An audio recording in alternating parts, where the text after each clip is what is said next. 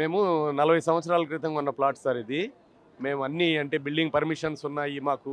GHMC నుంచి building permission LRS కట్టుకున్నాము. Court నుంచి interim injunction orders ఉన్నాయి.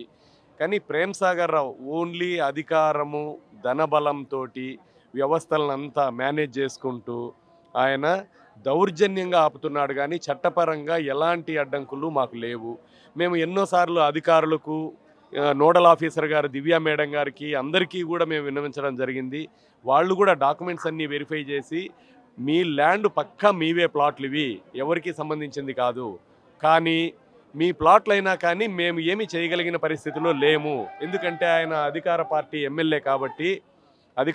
ఎమ్మెల్యే కాబట్టి మేము ఏమీ చేయలేని పరిస్థితిలో ఉన్నాము అని కింద పోలీస్ అధికారులు కానీ ఒక అధికారికి మేమంతా ఎక్స్ప్లెయిన్ చేసుకునే లోపల ఆ అధికారిని మారుస్తున్నారు, ఇంకో అధికారిని తీసుకొచ్చి అక్కడ పెడుతున్నారు.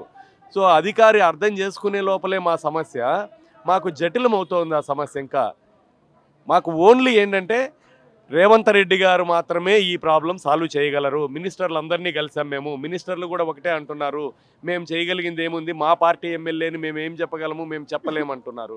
9 మంది మినిస్టర్లని కలిసాము, ప్రతి ఒక్కరికి రిప్రజెంటేషన్ ఇచ్చాము. ఈవెన్ పొంగులేటి సుధాకర్ రెడ్డి గారికి కూడా ఆయన ఛాంబర్కి వెళ్ళి పొంగులేటి శ్రీనివాసరెడ్డి గారిని కూడా మేము ఆయన ఛాంబర్కి వెళ్ళి ఆయన అప్లికేషన్ ఇచ్చి ఆయన కూడా కలవడం జరిగింది. ఆయన కలెక్టర్ గారికి చెప్తాను మీరు వెళ్ళమన్నారు. మేము కలెక్టర్ గారి దగ్గరికి వెళ్తేనేమో సరే మీరు వెళ్ళి పని చేసుకోండి అంటారు. మేము సైట్లోకి వెళ్ళిన తర్వాత మళ్ళీ పోలీసులు వస్తారు, వర్క్ ఆపుతారు. ఎందుకు ఆపుతున్నారు సార్ మీరు వర్క్ అంటే వాళ్ళు మా దగ్గర సమాధానం లేదు. పైన నుంచి మాకు ఫోన్ వచ్చింది ఆపమని, మేము అందుకని ఆపుతున్నామని. పోనీ మా పేపర్లు ఏమన్నా వెరిఫై చేసి మాకు ఏమన్నా ఈ చట్ట ప్రకారం మాకు రాదు అని చెప్తే మీరు అట్లనే చెప్పేసేయండి, అది చెప్పరు వాళ్ళు మాకు. సో ఈ విధంగా మేమేంటంటే మీ మీడియా ముఖంగా తప్పితే మాకు వేరే మార్గమే కనపడట్లేదు. మీడియా మాకు గత డిసెంబర్ నుంచి మేము ప్రజావాణిలో ఒక 4 సార్లు వెళ్ళాము. తర్వాత ఇక్కడ గాంధీ భవన్లో ఇప్పటికి ఒక 5 సార్లు వచ్చాము. ధర్నా చౌక్లో 200 మంది కుటుంబాలతో సహా వచ్చి ధర్నా చౌక్లో ధర్నా చేయడం జరిగింది. ఇవన్నీ కూడా సీఎం గారి దృష్టికి పోయింటాయనే మేము ఆశిస్తున్నాము. కానీ ఇది వీలైనంత తొందరగా మాలాంటి వాళ్ళు ఇందులో ధర్నాలు చేస్తూ లోపలే ఎంతోమంది చనిపోవడం జరిగింది.